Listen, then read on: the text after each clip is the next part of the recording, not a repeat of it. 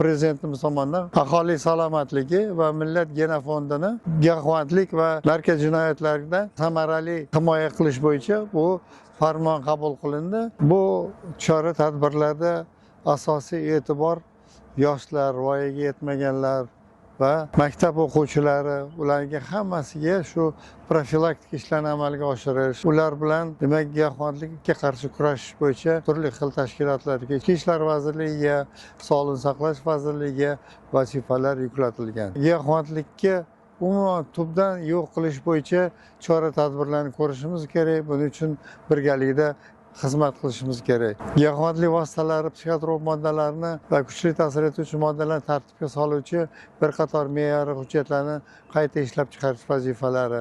Jumladan mana giyohvandlik vositalari, psixotrop moddalar to'g'risidagi qonun xalqaro talablar asosida O'zbekistondagi qonunchilik asoslarida to'liq qaytadan ishlab chiqildi. Hozir ishchi guruh tomonidan u tasdiqlanish uchun tayyorlanyapti. Shu bilan birga respublikamizga giyohvandlik vositalari, psixotrop moddalar, prekursorlarni olib kirish bo'yicha me'yoriy hujjat bir qator rivojlangan davlatlarni amaliyotidan foydalangan holda buni tayyorlandi. Respublikamizda prekursorlarni tartibga solish bo'yicha ham juda katta me'yoriy hujjat qabul qilindi. Komissiya a'zolari tashkil qilindi va bu bo'yicha chora-tadbirlar ishlab chiqarish uchun vazifalar yuklatildi.